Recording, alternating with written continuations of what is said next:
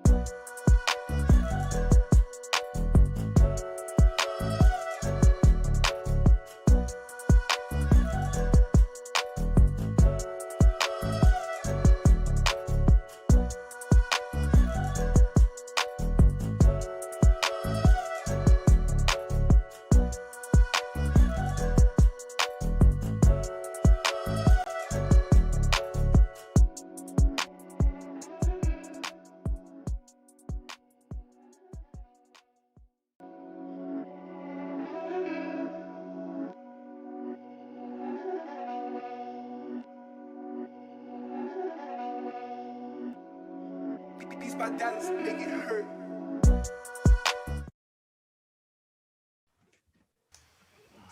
And a very good evening, everybody. It's Monday, it's just after 9 p.m., and welcome along to this week's episode of Tea and Tops. My name is Graham, back with you this week. Jason is with me as always. Jason, how you doing? Fantastic. Had a great weekend. It was Father's Day weekend. The girls treated me well. Got my homemade ice cream and chocolate cake, and it was fantastic. So that was the last restful weekend for the next 2 months. Yeah, that's it. Yeah, the summer school holidays are just about upon us. So yeah, that's gonna be fun and games. And yeah, we've got a special guest with us this week, Tops artist Josh Trout. Josh, thanks very much for joining us. How are you doing today? Good. Thank you for having me on. I'm excited. I've been done a couple interviews with Jason already, but it's always something different. So Yeah, we it's do. Yeah, we, good we to have come a on and talk about the card drop of Josh Gibson today, among other things. So Yeah, absolutely. Yeah, it's great to have you with us. Thanks very much. I have to start with a burning hot button question though. okay, So fire. yesterday you posted on your Facebook stories you were chilling in the pool uh, and drinking an orange cream pop Coors. Yeah. I'd like your hot button review on that beverage, please. Well, my wife is actually in the pool right now. So she does some side. So my side gig is the art stuff. Her side gig is doing some taste testings at different wine and spirit places, and any leftovers she'll bring home. So then I get to just sample them. So that was what was in the fridge. So I grabbed it, and it's pretty delicious. Just tastes like an orange pop.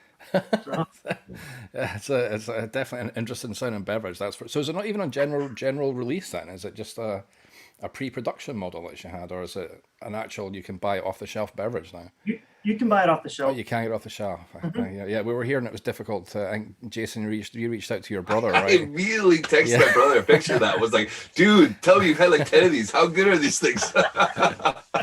So now we're on the hunt to go see if we can have someone shipped over for the 4th of July party we're having. So Nice. yeah, Yeah, well, they're the big thing with she does a lot of the spritzers and that kind of stuff. They're just very popular, I guess. So everybody wants to get in on the spritzer craze. So that's kind of what it is. got it. Yeah, I thought it was a very interesting sounding I'm beverage. like, don't judge me. All right. Yeah, I loved how you were owning it and then put your little caveat on the end. It was like, yeah, don't care.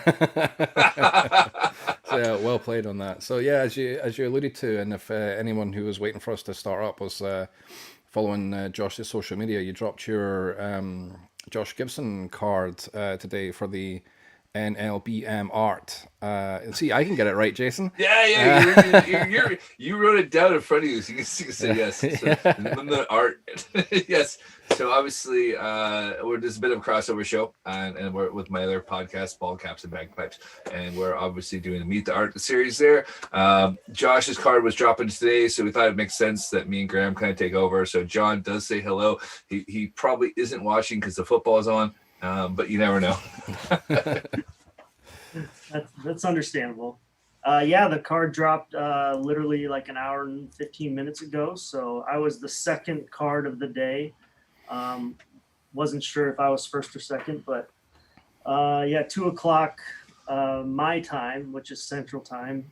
Um, and yeah, I my phone's blowing up. I haven't been able to really check a whole lot. I try to be active on social media to answer people's comments or like what they say. I think that's very important for artists because as collectors or fans you want to feel like you're being noticed. um, so Mike Trout, when I tag you, just respond. um, I mean, but they're pricing it related. I mean, come on now. yeah.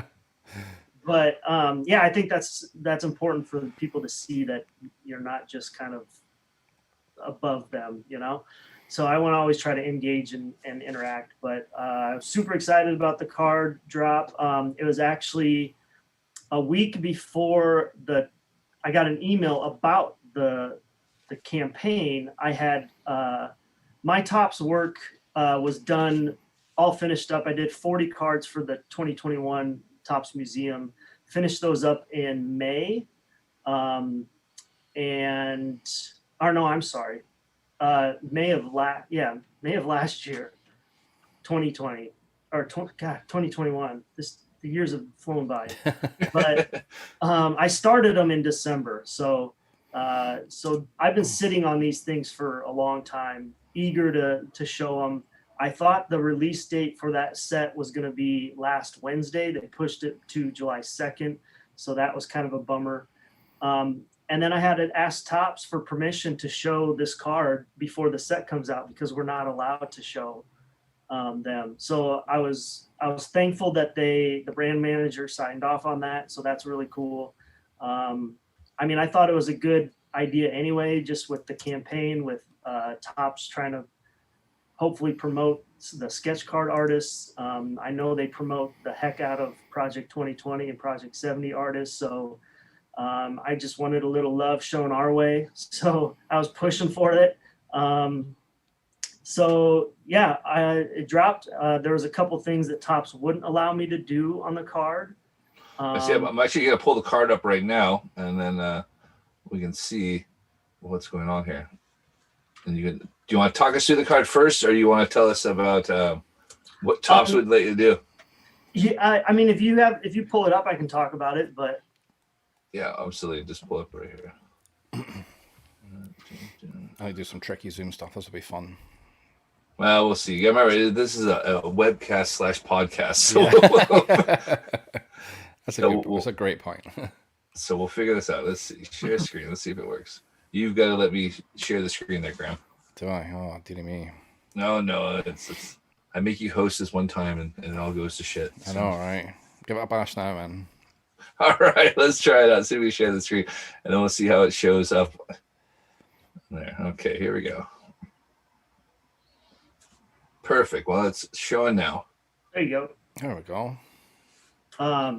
So obviously, if anybody's been following the campaign, artists have been doing. I mean, there's some that are hand drawn, like what I've done here. There's a lot of the card art where they're cutting up and kind of gluing them together or using different materials and stuff, and some of them are really cool, really neat compositions, neat designs. And then there's others that are graphic design, all on the computer, and then they print it out and actually do a card. So I had a guy that had approached me about doing Kirby Puckett, actually, and we kind of went through some different options, and then he came back and he said, "Hey, what about a Josh Gibson?" And I said, "Actually, that'd be really cool." And then a week later is when I got the email about this campaign, and I was like, "This is perfect. Like, I'll do the commission for this collector, and then I'll showcase this in the campaign tournament." So I had to make sure Topps was okay with Josh Gibson, which they were, but then they said you can't show any names or logos, anything like that. So I was like, okay. Well, then I talked to Sean Gibson on the phone about what I was doing, and because I wanted to make sure I had the blessing from Sean, but also I'm dealing with the dynamic of Topps. This is Topps card, it's a licensed product through them. It's a set that I work on, and then this is part of my compensation for working on the set is I can commission out cards for collectors. So this is one of those. And so I wanted to make sure both parties were they knew what I was doing. They were okay with what I was doing. So Topps, they wouldn't let me do any of that, the logos or names, but Sean said, no, the names are public domain. The logos are, they're owned by the museum. So I was like, okay. And I'm like, well, that makes sense because FDOT was literally releasing his Topps Project 70 card that week when I was having this conversation, and he had put grays on the jersey. So I went back to Topps and I'm like, hey, like you guys are literally releasing the card that has grays on the jersey. Why can't I put it on? And it's kind of like those artists can kind of do whatever they want sort of thing. I kind of got the feel. Right. I'm just like, that's like double standards, man. Like, and I mean, those artists, you know, they're doing a great job for sports art, for card art, for just the industry and the community.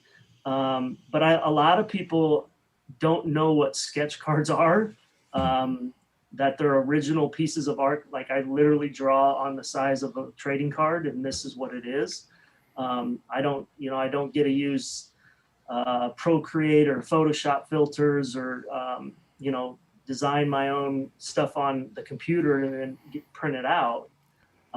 So it's a completely different medium, you know? So I kind of walked away thinking, okay, well, the sketch card community or sketch card artists are not being promoted very well. And these other guys are, but I get it because those guys are social media influencers. They have huge followings, you know. I feel like it's a money thing. So I guess it is what it is. But my personal goal, even when I started in with Topps, even before this whole project 70 in 2020 came out, was I want to make sketch cards like prominent again. So that's really kind of my goal. It's a personal mission, I guess. And I think there's a lot of other sketch card artists that are really on board with that as well. And they're trying to up their game and their what they produce, because sketch cards used to be like a 30-minute, sketch. And then now they're turning into little masterpieces. And there's some phenomenal work being done, and I just don't think people realize it. No, I 100% agree. I think the game has changed so much, and I don't think they realize like that. I mean, we had James Fiorentino on. And he's like, literally, for his collection, it's like I had to hand paint 50 cards, right? Yeah, because that is not my medium I'm used to. So I imagine the amount of detail that goes into the card is incredible. And like I said, you guys just need to raise your profile, which you're clearly doing. Yeah, and getting the word, and the Topps. My contacts, I've established a pretty good relationship with them, and they can see it. They look at the other side, the e-commerce side of with all those project guys, and they're like, I can see some jealousy, I guess, a little bit, because they're like, man, like they're getting to do all this cool stuff, and then we're working with the sketch card artists, and we're not allowed to give them the same leeway, I guess, and the grays, using the word grays is a perfect example. Like, I don't understand, like, F dot for it was a great card, but it's getting mass produced, and this is a one of one. Like, why wouldn't they? And it's public domain. Why wouldn't they sign off on that? I don't get it. You need to become better friends with Snoop and just like Snoop, come on, man, like let's do a collab. You've got your connects, I got my connects, we'll do it. Hook me up, bro. Just tag Snoop randomly in my stuff. That's it, man. Yeah.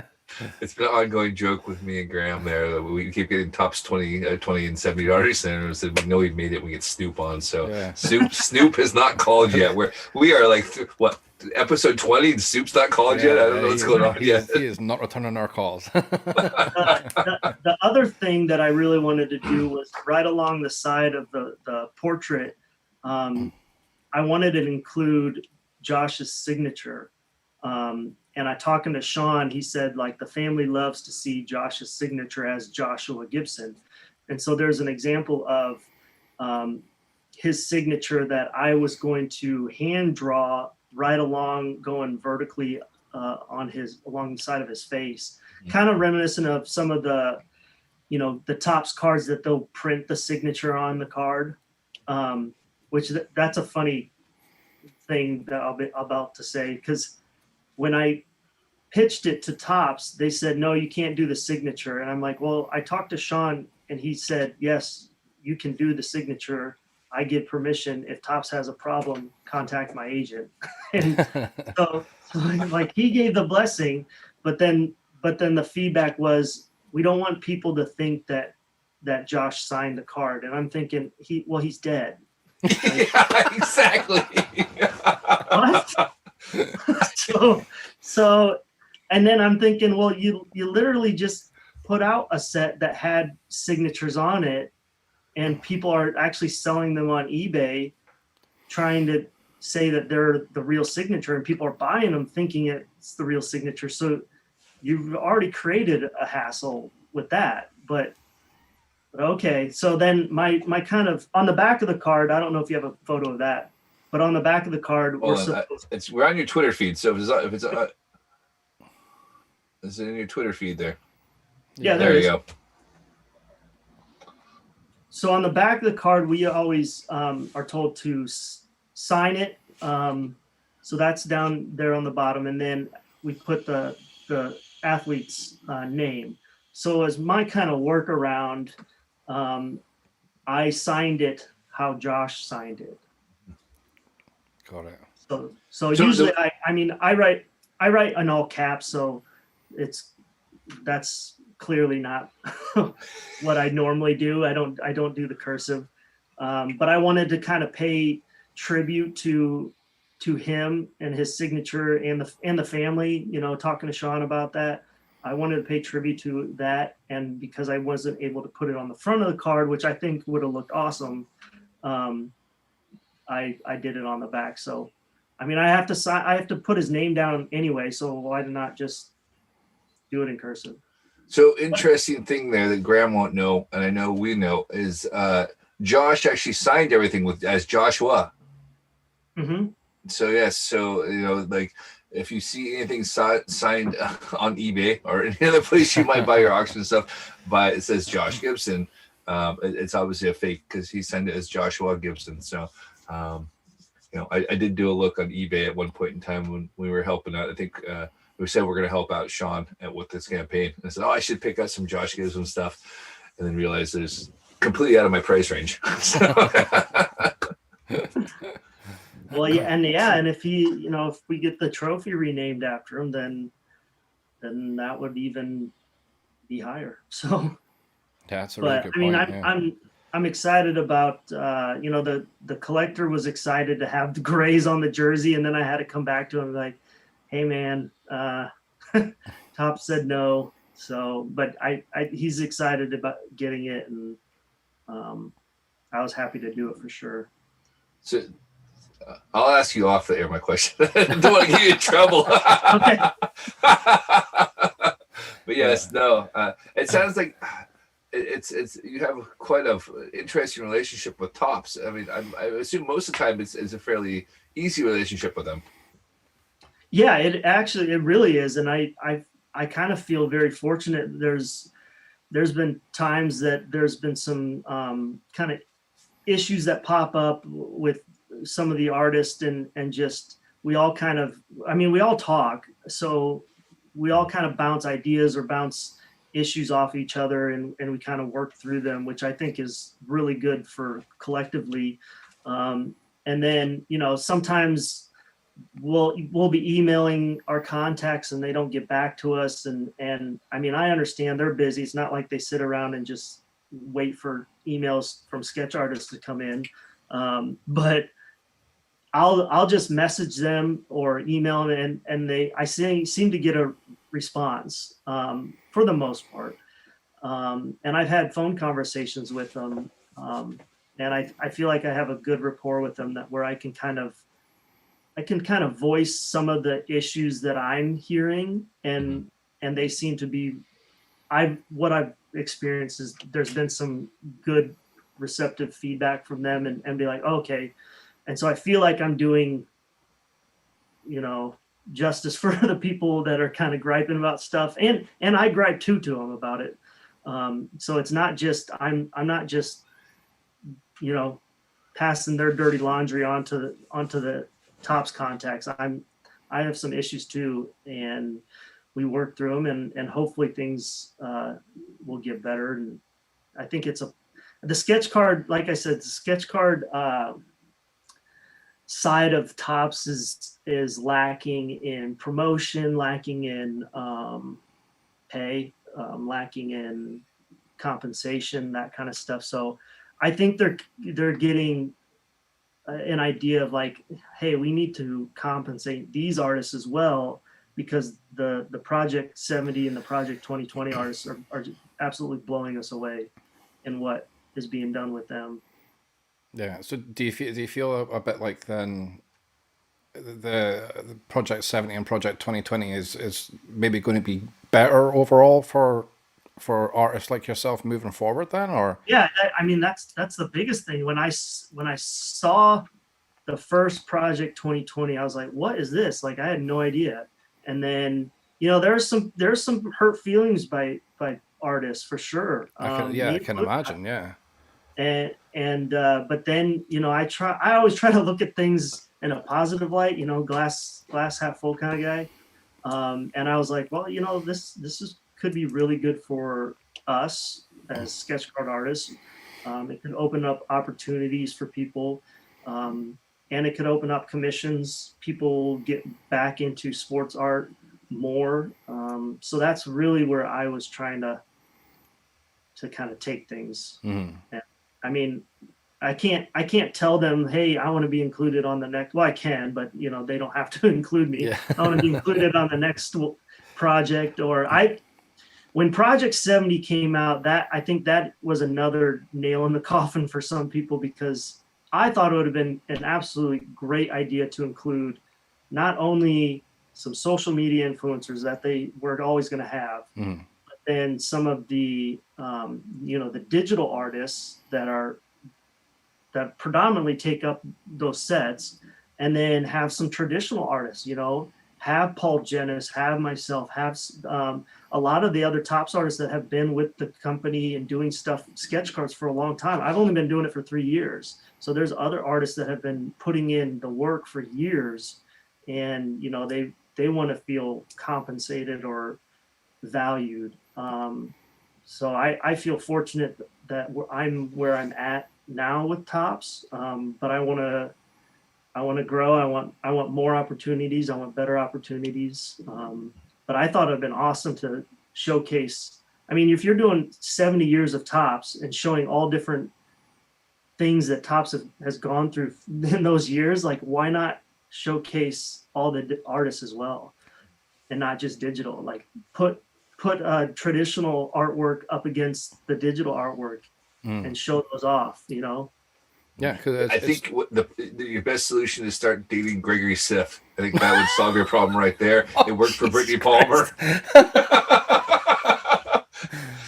She does this UFC thing too. Jesus but you know Christ. what? Hang on while I score 2 future guests off the invite. But yeah, I mean, you're right. I mean, Paul Janus is doing his set right now on Topps, and it's been really interesting to watch what he's been coming up with. So yeah, and Paul, Topps isn't really promoting Paul at all, so he has another guy promoting him. So that's unfortunate. And Paul does some great oil paintings. His work is awesome. Yeah, I think, like you say, it's about the level. If nothing else, it's maybe the level of exposure that I can understand that artists like yourself would feel quite a bit perturbed by, because a lot of the Project 70 artists, that's one of the things that you tend to see as a byproduct from this, is they get people, I got this commissioned, I got this piece commissioned, or I got that piece commissioned, and these are from guys who have collected baseball cards for 30 years and have probably never heard of. Some of these artists are now paying probably reasonable amounts of money to get commissions from. So yeah, I can definitely empathize with you, with the plight of some of the guys like yourself doing the sketch cards and putting in, I guess, the hard yards to get artwork into sets. It's very commendable, that's for sure. Yeah, and that's why I said that, like, I think all artists have stepped up their game with their sketch card work, and I think it's showing. I think people had seen kind of an uptick in collectors getting their stuff. You know, eBay's hard to judge because it's all over the place. There's some, because you know, somebody gets it in a pack.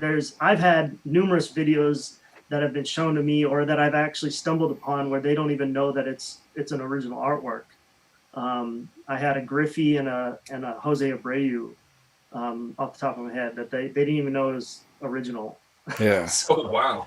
They just kind of, and then they wound up turning it over, and then it took them a bit to figure out, like, holy crap.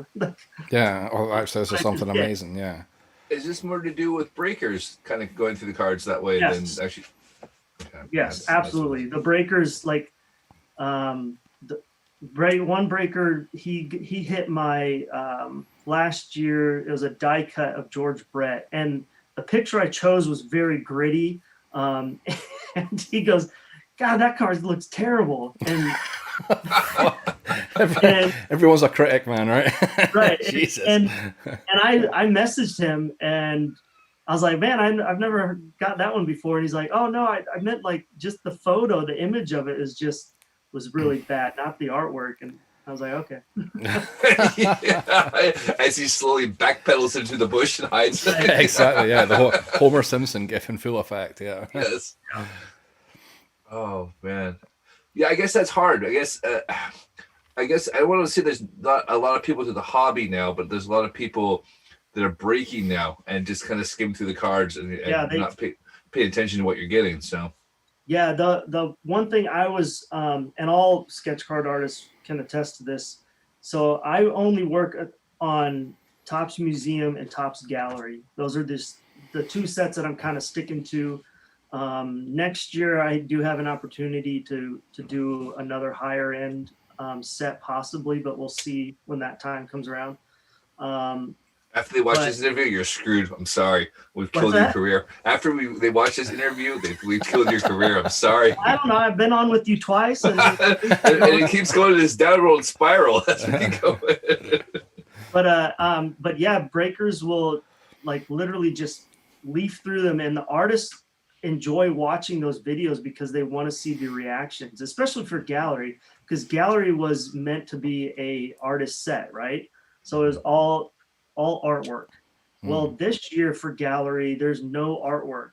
The base cards are photos, but gallery does have two insert sets that are artwork. And I was fortunate to get one of those sets. So I'll have my own insert set within gallery. But yeah, it seems odd that they would get rid of the artwork in a gallery set and go photos. And my Topps contact, one of my contacts, he didn't even know that gallery did that. So he was really shocked. He kind of lost for words. He's like, "Wait, what?" Yeah, that's I have to say a bit of a fan of gallery and quite disappointing to hear that. I think in a lot of ways gallery was one of Topps', I guess, bolder sets. Like they were quite brave, I suppose, to put that out because it was a retail exclusive, so it was only from like your big box stores. And like you say, it was artists. It's not impersonations of card, but it was artist cards. It wasn't just pictures, and pretty much every other set is pictures, with the odd Instagram filter and flashy background to make it feel a bit different. But yeah, that's that I'm disappointed to hear that. I know that there's a few passionate gallery fans in the UK here. It always did well when I brought it over.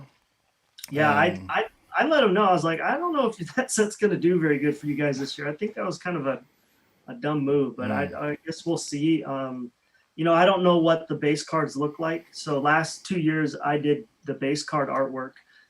So like the Kershaw behind you, that was a gallery.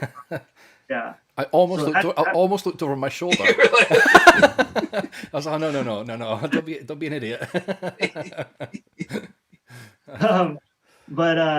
So yeah, we'll see how people react to it. Hopefully people like my insert set. It's a little callback to the Topps 51 set. So we'll see. I had fun doing it. But museum's always a fun one just because it's actually on the card. And then my compensation for that is doing commissions, and so that's where I can kind of recoup some of my time, because I spend a lot of time on these. So yeah, well, that very naturally leads to the obvious question then. So for something like a museum card, an original like that, how long would it take you to do that? You know, from sort of concept through to completion. oh,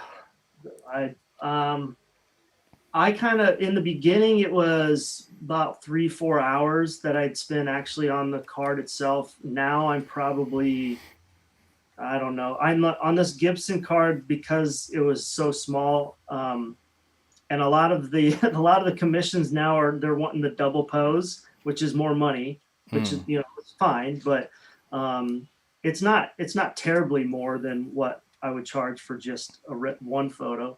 But obviously the detail and how small it is that much harder. But I think I spent probably close to 10 hours on the Gibson card, just because just constantly kind of looking at it and figuring out, okay, what do I need because it doesn't look right, or deciding where I want to go with color.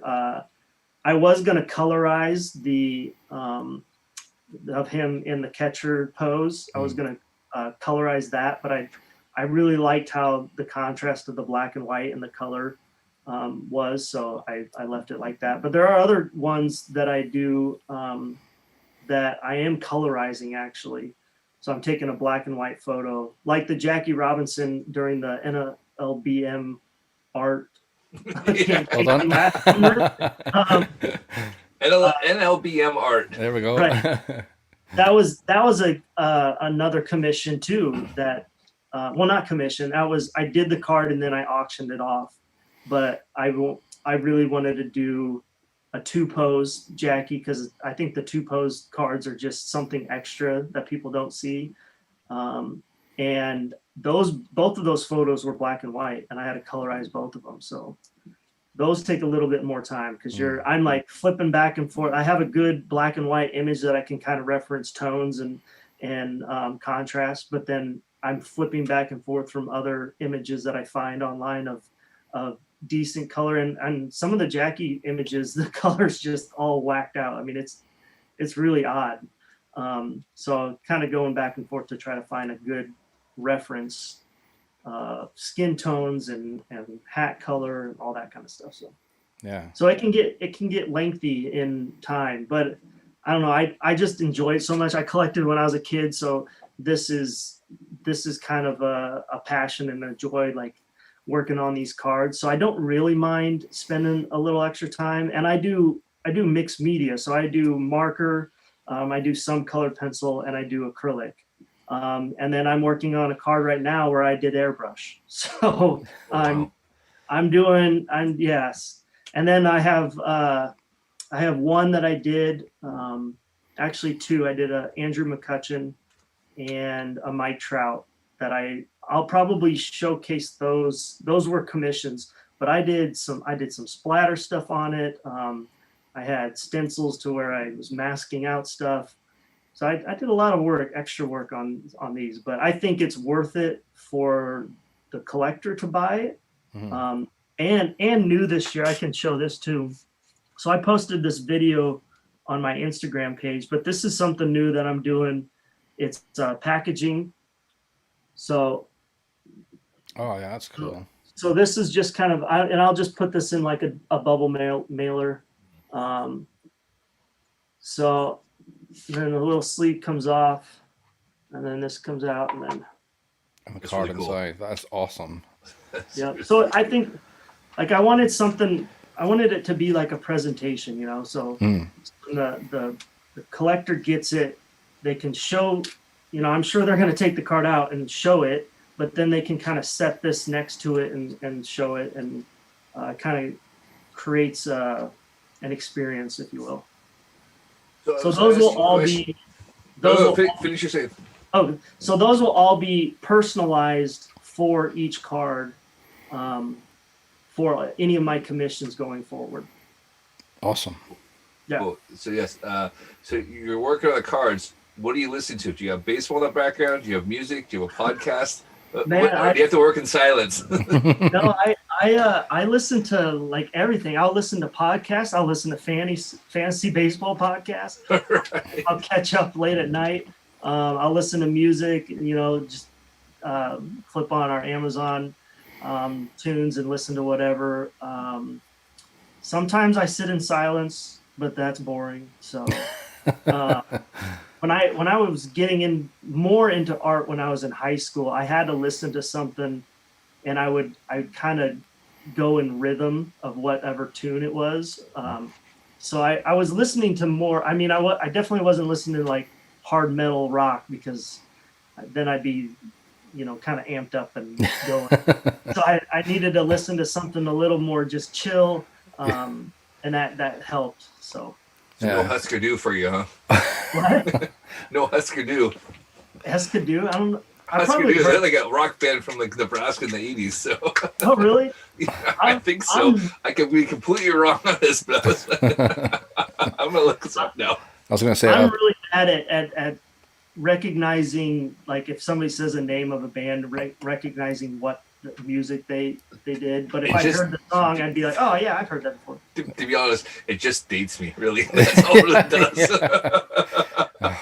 we're going to be back to our regular segment of old guys trying to remember stuff in a minute. So. We haven't done that yet. We've not done that yet. Pretty good Right? this one. I know. You mentioned that on the other podcast I was listening to. Yeah. It's kind of become an unintentional meme where we seem to run into something that causes Jason and I like 2 or 3 minutes of confusion, but we try and remember a story from the dusty back of our mind, and then we remember that we're in our 40s. And yes. Or when you thought Kershaw was standing behind you. I can't believe I almost turned around. What an idiot. So you mentioned that the Gibson was one of 40 from this year's museum collection. Are there others you can talk about, or is it not something that you're allowed to discuss yet? I can't. I probably can't. So I did 40 cards. Don't check this out yet. I did 40 cards for the set of museums, so that was my contribution to send to Topps. Mm-hmm. They take those original cards and then they insert them into the product. And then my compensation is I have commission cards that I can then sell directly. Collectors can buy directly from me. They're not buying some breakers hit on eBay. Yeah. They're getting directly from me, and I work with them. I mean, I'm very engaging with. We email back and forth. I work with them on, what they're wanting, what they're thinking within reason. Like I had one guy saying he wanted Trevor's story, and then his dog's name was Trevor or something like that. And so he wanted his dog in there. I'm like, dude, this is a Topps card. Like, I can't just do your dog on a Topps card. That'd be phenomenal if it got through Topps. Man. That'd be like, so like good.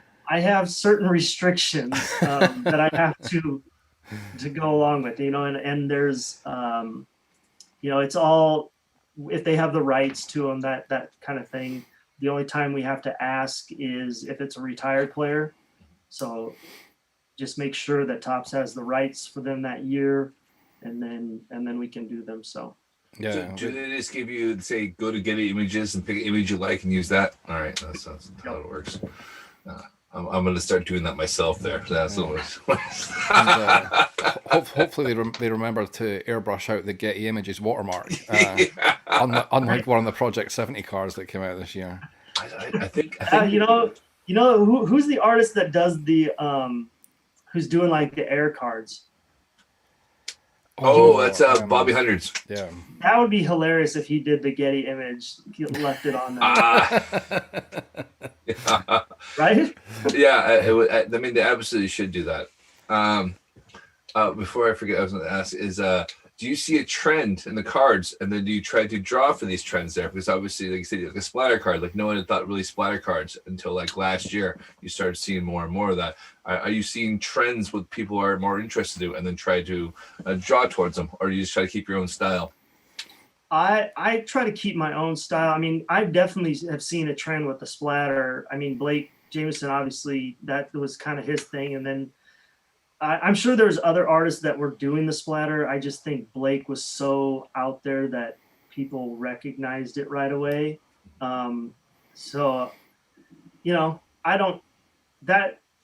looked at it like, oh, that's Blake's thing, and then everybody else was doing it too, and I just thought, well, that's kind of, I mean, if you just splatter a card, how do you know if it's Blake's or if it's, you know, another artist or that kind of thing? I mean, to be fair, he just spilled some paint on some cards. And went, shit, I got to sell these for $5. I mean, that's really what happened. Hey, I mean, he's selling them, so that's, to me, that's pretty crazy. But you know, if he markets really well. He has kind of a great brand. So yeah, I was going to mention a bit about self-promotion there as well, but yeah, you've covered that.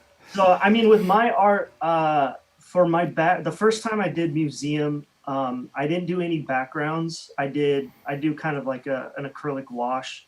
It kind of looks like watercolor. You can see it in the, don't look, but you can see it in Clayton's right there. Yeah, background. it's just here. But right? I've kind of evolved that. So in the first set in 2019, it was very light, some color.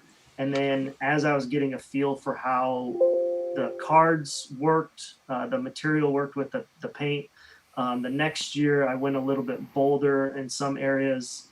And then I did the same for gallery the first year. And then the second year for gallery, I incorporated a little bit of splatter, but it was more like, basically I just take a toothbrush and kind of put it in some paint and then use my finger and just flick it. So it's not big splotches. To me, that a big splotch on a card that small is overpowering. So there is a little bit of a technique to it. There's, you know, I wanted enough you could see some of the splatter, but it wasn't overpowering. I actually have I'm just curious how many toothbrushes you tried before you went there. Oh, this one gets the splatter there. You got the splatter there. The Colgate doesn't do any good. there you go. There you go. Yeah, see, look at that. All different hairstyles. Look at this. Wow. So here, this is last year for gallery. I did kind of a splatter effect, and then this was a commission. Actually, it's the same size that I do my gallery, but I don't know if you can see. Oh, but yeah. There's just a hint of the splatter and kind of the corners. Yep. So, I mean, in person, it looks amazing in person, guys. I tell you what. I'm coming over soon. Let me tell you, we're gonna drink some orange cream soda, Coors Lights, and talk fantasy baseball. I'm all down. Bring your floaties, man. Yeah, the pool. I forgot the pool. Yeah. And Right. so I'll tell you right now, I'm European, so I got Speedo. So you just have to roll with that. Hey, I don't want to disclose anything, but I do too. I'm the only genuine European, and I don't have a Speedo. That's shocking. Actually. Yeah. I mean, you get an orange pop Coors in you, and you'll probably want to Amazon one. Yeah, is that the pool rules? There's no orange pop Coors until the Speedos come out. Is that... Are we in France? Is that how this works? You gotta wear your Speedos. Yeah. Oh my god. So yeah, I really liked how the gallery came out this past year, or 2020. 2021 is completely different because it's an insert set. But I really liked how I did those backgrounds, incorporated a little bit of splatter effect along with the wash effect. So I think it works really well together. But yeah, I try to just do my own thing and evolve my own thing. But I do get a ton of inspiration from other artists, you know, some of their techniques and stuff. I talk a lot with, I've been talking a lot with Jared Kelly. He does the living set. Oh yeah, yeah. So he was just telling me, you know, some of the airbrush inks he uses. So I bought a bunch of those, and so I tried some, and I'm like, holy crap, these are really nice. So, and I am not an expert at airbrush. I know enough to get by, but I wish I knew a lot more, and I would love to get better at it. I do mainly airbrushing on my baseballs, so I do painted baseballs as well. Oh yeah. I was going to ask you about that. So yeah, I was going to ask you the key question: have you finished your Mike Trout ball? Oh yes, yeah. I finished the one and got rid of that. I have another one. It's on my to-do list here. That I should be starting that fairly soon. I have some of these commissions for tops to get through. I want to make sure. I want to try to get as many as I are done I can and ship them the week that the set comes out. So then they get them like that Friday. I think the set comes out on a Friday. Just to kind of build the hype of it and have them post and share, and I still have a couple tops commissions open, so I'm sure those will fill once the set comes out. I usually because I start posting every day. I'll post one card that I did for the set that can be found out there in the wild, and so I'll post one card a day. And then, so that's 40 days. And then that usually leads into commission work. I'll start posting that stuff. So it's a busy summer of posting, whereas leading up to now, it's been really kind of silent. So it's been nice to have like this campaign to kind of occupy my social media posts, because I'm really bad about posting stuff. I need to get better, but man, it's like a full-time job, man. It's crazy. And I took part in, I don't know if you can see it. No, you can't. I did the cover of the Beckett Art of a Game issue in January. So that was really cool to do. That was my Mickey Mantle. So You got the Mickey Man, don't you, Graham? Yeah. He's going to put it off the wall now. Oh yeah. Yeah. It's So not on the wall yet. Oh, it's not on the wall yet. All No. right, yeah, he's got it. So you don't have to pull your copy. Graham will pull his copy. So here's the Beckett. there's the Beckett, and then I used Mine's getting chroma keyed out. But... Yours is all right, Graham. I used that artwork to create the map. Yeah. It's my favorite piece, but I don't yet have it on my wall. To be fair, like you're waiting for your desk to arrive. Yeah. I've got new desk furniture arriving this week. So yeah, the major renovations. Yeah, you might have to bring a paintbrush up when you come up in a couple of weeks, man. I'll do some All painting right, in my office. you bring the orange creamsicle coolers, and I'll bring the paintbrushes. That's a fair deal. Make sure to tag me in those. Absolutely. So how'd that come about? Did you know about it in advance when you got the cover of Beckett? Did they kind No, of? I got approached and they said we need it by like December 1st or something like that, and I basically had a week and a half to do it. So Yeah, with all the free time you have, we'll do everything else. right, so I literally stopped whatever I was working on. I don't remember what I was working on. Stopped and I fit that in. I knocked that out in a week, which was pretty crazy. And then got it all done and shipped it off. So yeah, I mean, it was something that when approached, I couldn't pass it up because of Beckett, the cover and the magazine it was on. If it was just on like a football cover or a baseball cover, being Mickey Mantle, if it was just your regular price guide, I don't think I would have done it. But because it was on an sports art issue where it's all sports art, I just felt like that's a no-brainer for an artist to want to be on the cover of that. Yeah, it's a pretty big deal.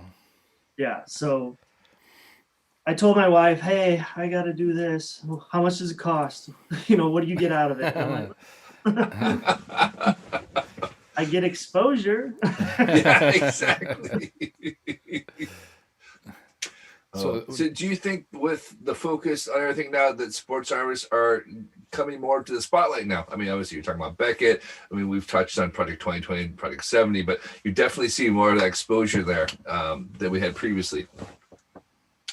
Yeah, absolutely. I mean, the two project sets with Topps really opened up a lot of eyes. I think the pandemic helped a tremendous amount for people buying in.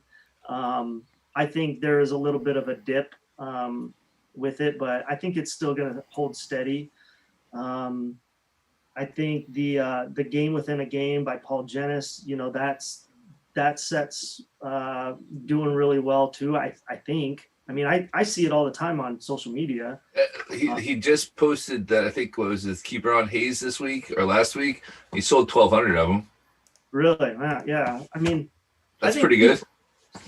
But I also have heard like he's not getting the print runs that he probably should be, just based off of what the promotion of the other project sets have been, and that I think that's because Topps isn't promoting him. Like he's doing better. I mean, that sold more than the Carlton Fisk JK5 because that was just one out this weekend. So really?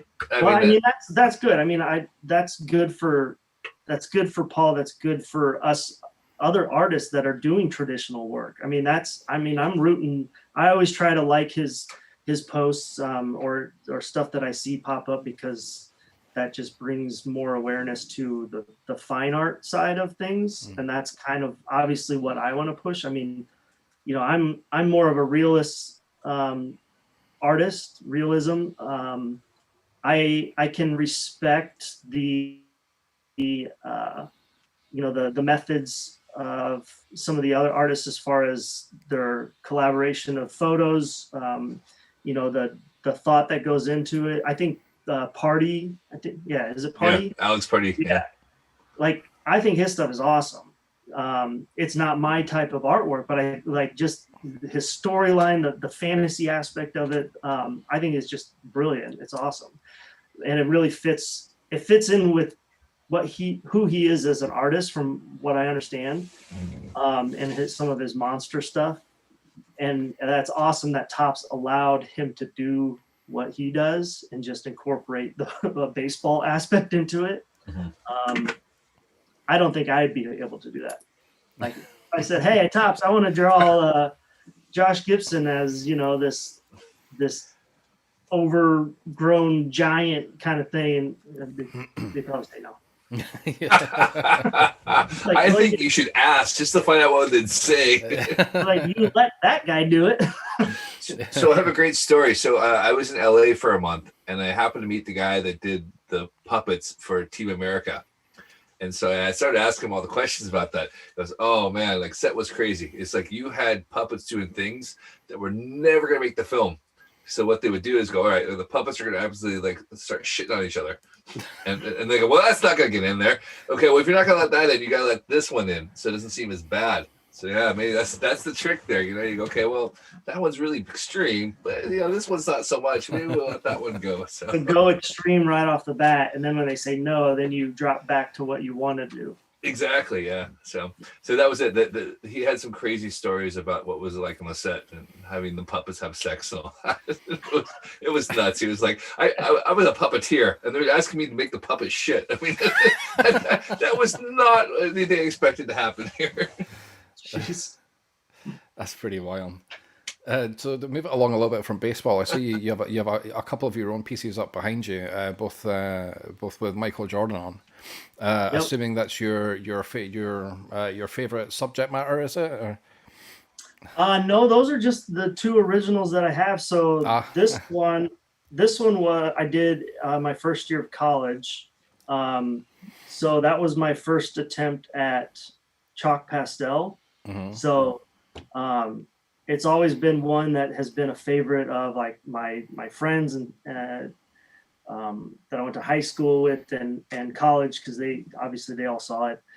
And I just held on to it, and I just loved the piece. And finally, when I got into this little studio room that I made in my basement, I wanted to hang it up for sure. And then this one was last summer. I had been really wanting to get into offering something, doing like 11 by 11 or 11 by 14 or a 16 by 20 size, and then offering like very limited print runs of them.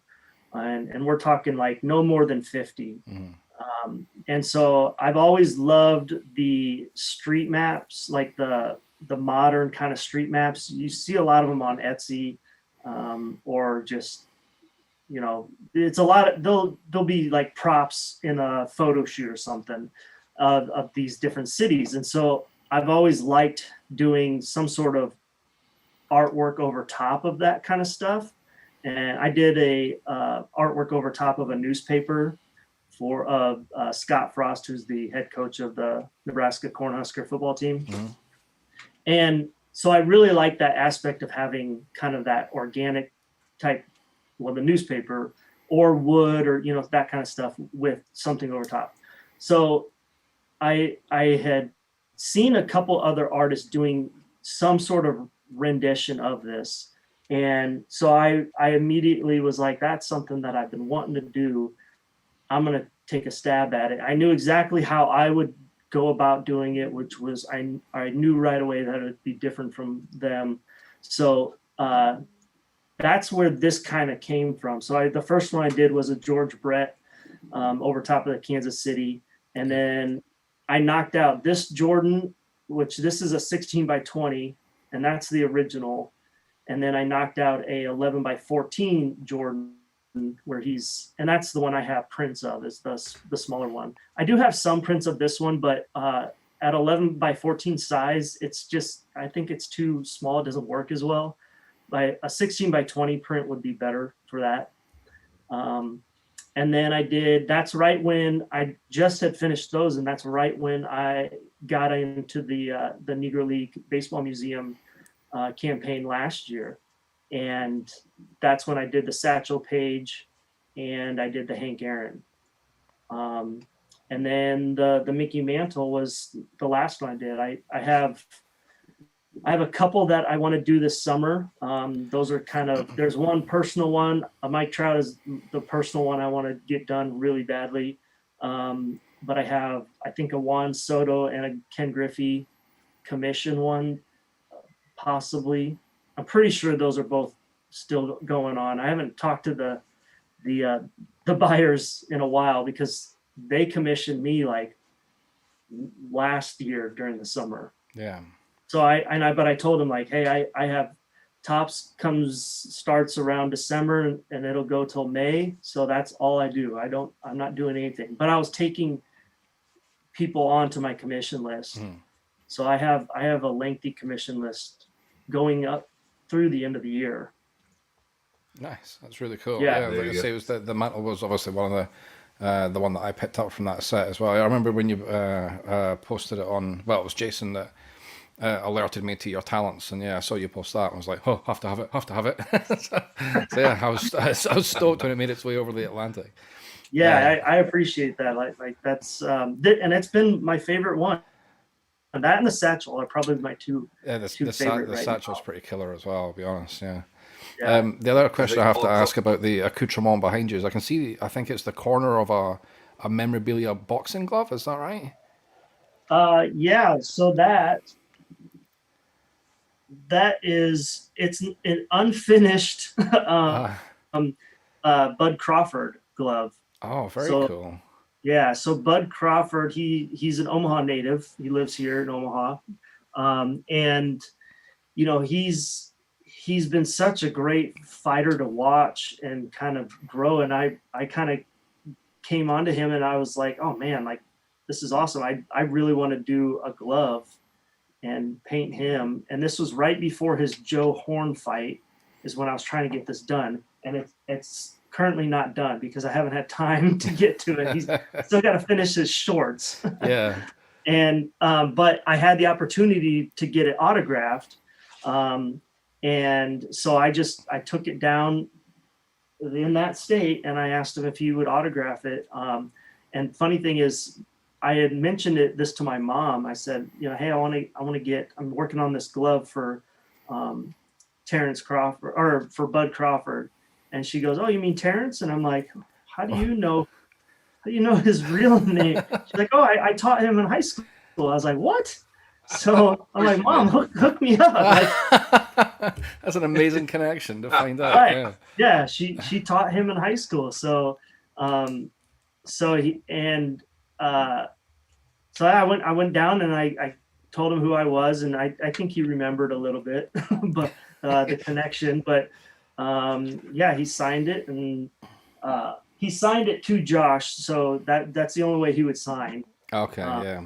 But he was nice enough to sign. So when I get it finished, if there's anybody out there named Josh and they want to buy it, you're more than welcome to. But otherwise, I'm happy with just holding on to it because I think it's a cool thing. That is really especially cool. the Omaha connection. So, and then there's a jersey, which is the last time I talked to Jason, I talked about this, and I'm like, man, I'm itching to get to that. So I told you I collected cards when I was a kid, and Bo Jackson was my PC, and I still have all those. So that's an autographed jersey of Bo, and I've been really wanting to do jersey painting, and I'm like, well, I don't want to risk doing it on somebody else's jersey, so I'm gonna just paint on that.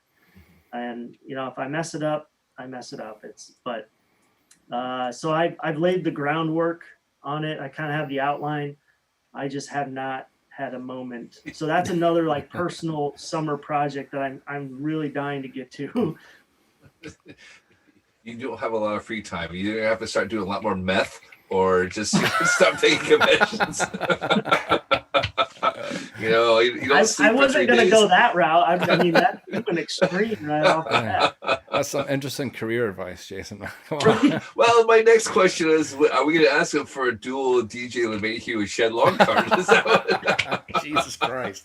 Yeah, well, I mean, your Shed Long connection must be worth millions after his walk-off Grand Slam last night. Exactly. Oh, yeah? Nice. Yeah, he had to walk off. We have an ongoing joke of, when you buy these high-end card sets, if you don't pull a star, you're upset. So, you don't want to pay, 50 pounds in a break and then get the DJ LeMahieu. And, he's a great player, but you're going to be disappointed that you didn't do that. And right. He couldn't think of any mariners besides Shed Long. So, it's again, another running joke through the series of podcasts. Yeah. So yes, I now personally collect Shed Long cards. So people are sending me Shed Long cards. Well, if so this year, I will say this. I don't think Topps would get mad at me. So for this year, for my museum cards that I sent to Topps, I did one card that I wanted to have a little fun with, and I did Joe Kelly's Pouty Face. Ooh, right. Okay. And I was so hoping. So that's another aspect that I didn't talk about. For museum, they go through, and of all the submissions that they get from the artist, they go through and they pick 50 cards that I don't know if it's their favorites, but 50 cards that they want to represent a insert set, that then they print those, like they do a reproduction card of that. So they're called the canvas collection. They're reproductions. Yeah. So every year they do 50. Last 2 years I've had 12 selected.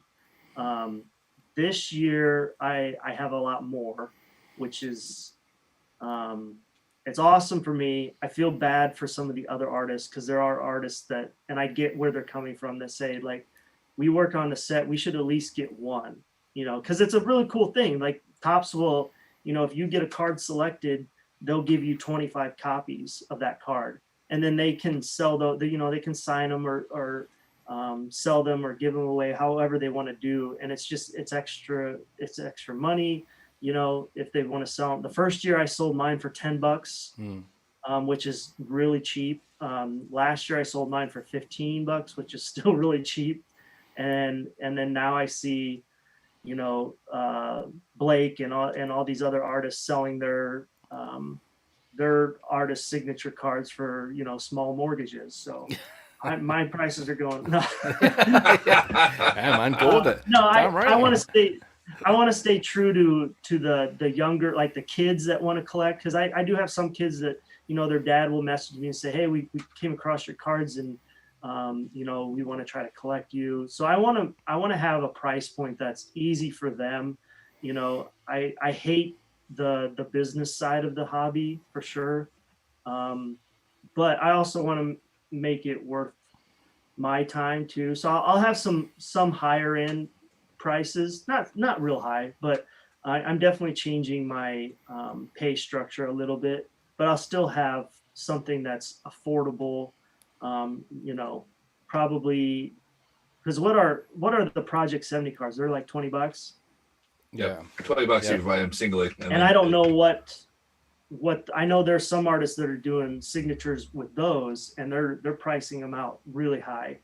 So I don't know what I'm gonna do yet, to be honest, but I'll get my cards in, I think, sometime right after the July 2nd. So I'll from now until then, I'll figure out what kind of price point and figure out how to offer those up for people. But I wanted to have something to where people can afford it. But you know, if they want to do that one of one signature type deal and get that, you know, I'm okay with that too. But it's definitely not going to be super high out of people's price range. Yeah, different color pens. There you go. That's the trick.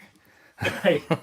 So, But I was so hoping, and I was told like, oh, your Joe Kelly Pouty Face is going to get selected for a reproduction. Like that's happening. And I was just like, yes.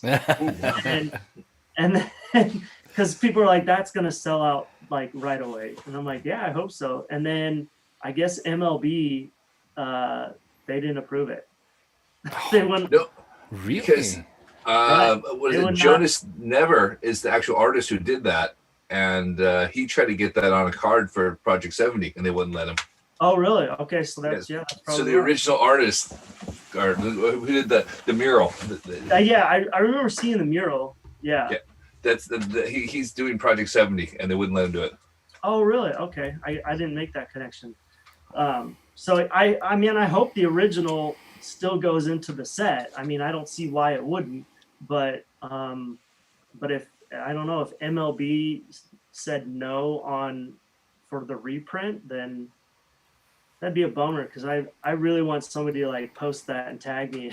Like I found this card and it's awesome. I mean, I'll still post it on my social media because I post all mine. There's only 1 year from 2020. My Cody Bellinger of Topps Gallery. It wasn't in the set, so I don't know if they trashed it or what happened to it. Oh, Uh-huh. be one of these things that'll turn up in like 10 years' time in a dusty, Right. dusty corner of Topps warehouse. When Right. They probably have a wall like Jason behind them, and they just, yeah, Actually, so I have a free weekend to myself, and the girls are away, and they're like, "What are you gonna do?" I'm like, "I'm gonna redo my man cave with everything's falling off here. I'm gonna start moving some of my art back up here." So I cannot wait because like the cards are falling off left and right. I gotta like open the door slowly now so they don't fall off. that's a lot of shed longs to fall on the floor and get beat I up. know it's gonna ruin the value. So a random question. So we've both got hooked on bunt because we're dorks, and no, actually we cover everything for Topps. Do museum and gallery ever make it out to bunt? And I don't think so. And I know Topps is doing like an NFT thing too, or is that kind of what bunt is? so bunt is you get all the cards, like they literally come out with like a weekly set every week and keep it for 3 weeks there. The NFTs are separate, but I think with the way NFTs are going, I think they're going to hold off on releasing anything there. But we've been keeping our eye out on that because we bought the original ones, but we don't have anything. They haven't said anything currently besides Bazooka Joe came out. I don't know how well Bazooka Joe did. Yeah, that's NFT you're talking about, right? Yeah.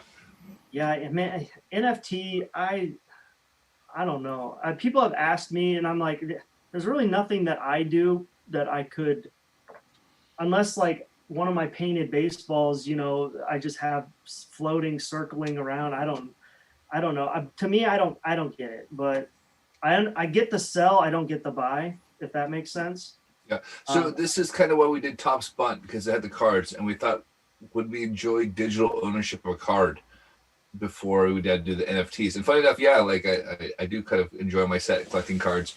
And some people will spend stupid money on these things, but you know, it was the same thing. It took us a while, but the fact I have digital ownership of a baseball card on an app, it wasn't a far leap to go, okay, I see what NFTs are. And again, I think I've talked to Ramon Mejia about it at length, and he could, as a digital artist, he was able to explain it better to me.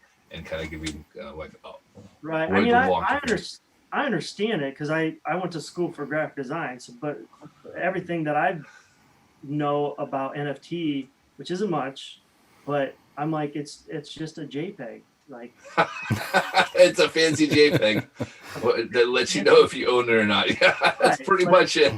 but you could say you own it, but guess what? I have it sitting on my desktop. I'm looking at it right now. Like if I was the creator, I don't know. To me, because I am in that world, you know, I immediately look at it like it's just a JPEG. I don't get why.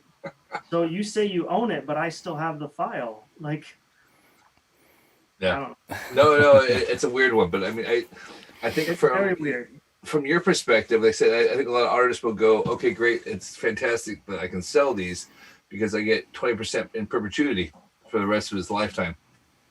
Yeah, that's why I said I get the sell. I don't Yeah. get the buy. Like, I totally get the sell. And but I was talking to James Ferrantino about this too, and I kind of agreed with him, where I don't, and I even brought this up, like I don't want to feel like a greasy car salesman and trying to sell you on something that I don't necessarily am full on into. I mean, I could maybe fake it and try to sell you, but then I'm a greasy car salesman. I'm selling you a crappy car. But you know, I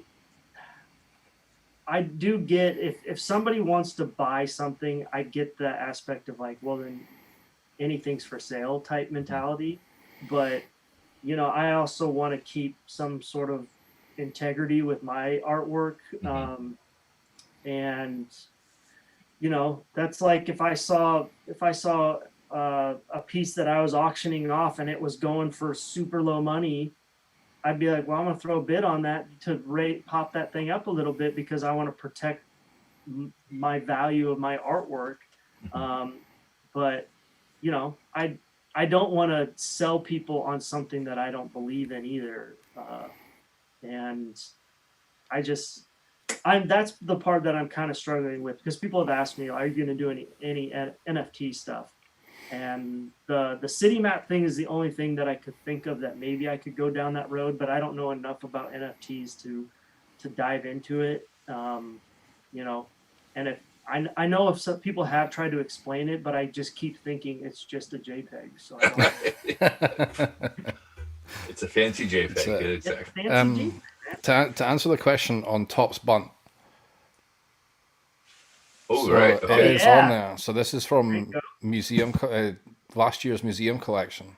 Yep, that was actually chosen as one of my reprint cards too, and I have copies of those. Yeah, so they actually have the canvas collection.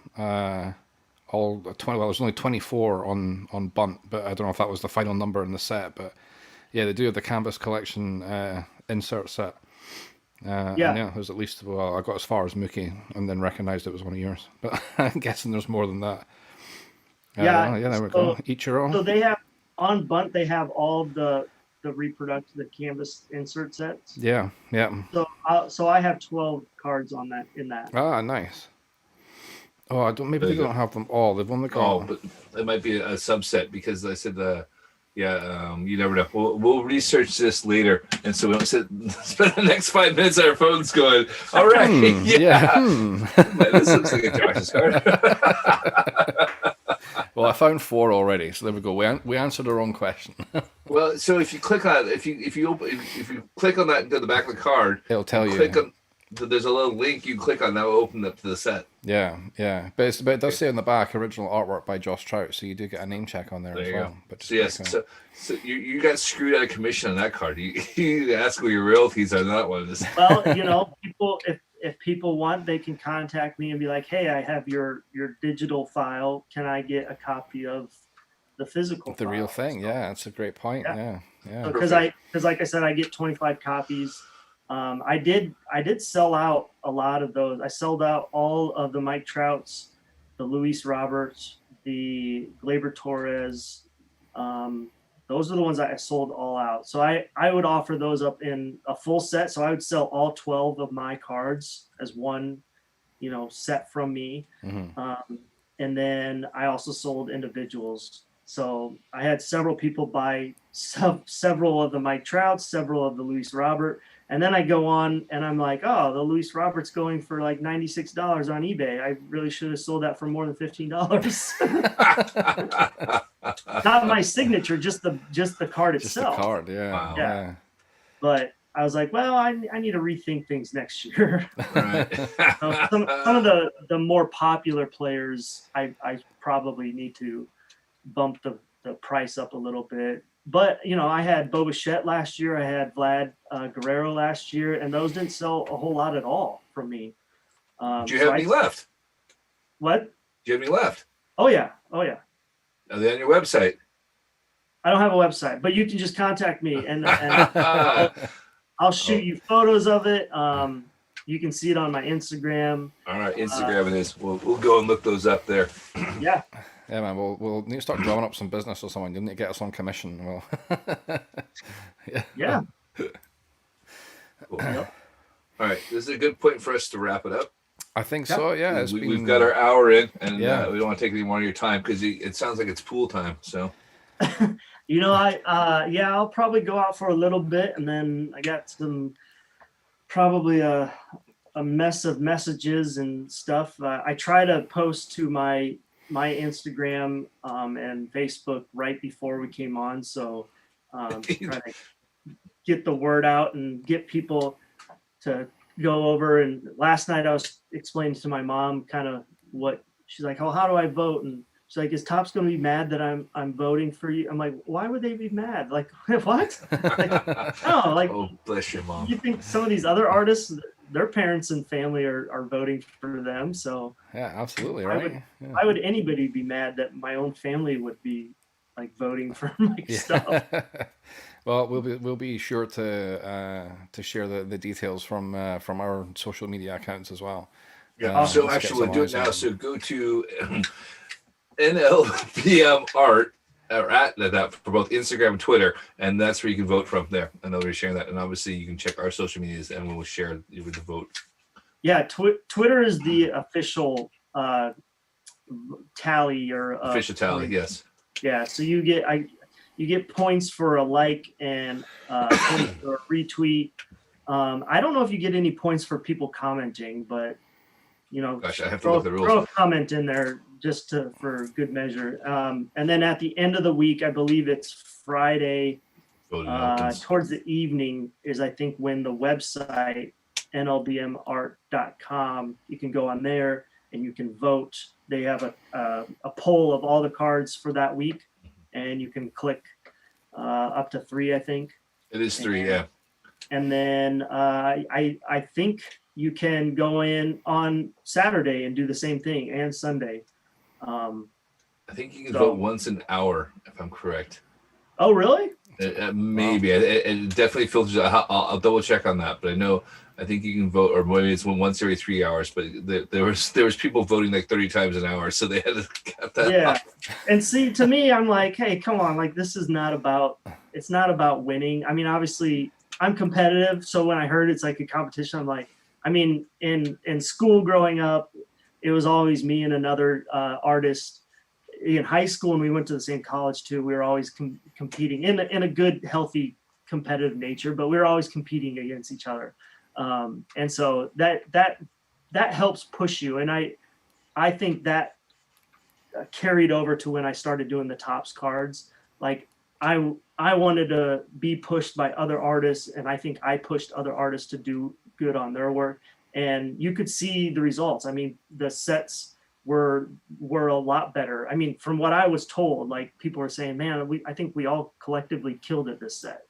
And, that's good. I mean, we all push each other, and that's what you want. You want that healthy competitiveness, in life and sports and card art. So, but when people are like, putting out the bots to put up votes, like, dude, come on. Like it's about the Josh Gibson campaign more than anything. So like, to be fair, like I was supposed to do a card, and then they said they couldn't use bots. I was like, I'm done. Like I said, if I can't cheat to win, my card's gonna suck so bad that there's no chance for me. Actually, I pulled out because I saw Todd Radom did a card. I said, Todd Radom's doing a card. I'm out. There's just no chance for me. You did pull out. You're not doing one. I don't have time. If I have time, I'll absolutely do it. I'm looking at my time because school gets out basically Thursday, and well, that's a great excuse saying, man, I had a killer idea, but I just could not. Yeah, exactly. I had a terrible idea, and then the execution was going to be even worse.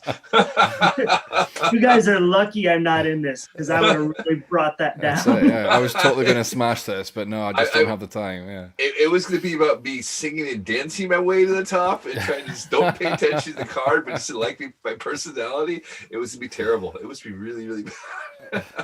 You and Heavy J gonna do a duet? Yeah, exactly. Yeah, that was the only reason why. And if I have time, I'll do it. But I'm already going, when am I going to have the time to do this? And school gets out, and I have to watch the kids. And so there goes, all my free time just disappeared. But yeah, maybe. I still want to do it. We'll see. So you got to get the kids to do it. Then at the same time they're doing it, you can sit and work on yours. You see, and then it's like a nice project for the girls as well. You're at the same stage as well. The kids sit still for 5 minutes, maybe 10. My kids sit still for hours because they play Xbox and sit on iPads. Jason, give them your iPad and download one of those drawing apps and just have them doodle on a card and then print it out. And yeah, there you go. No, I'm going to try to. I definitely want to get a card in there, and so I can come in last place and.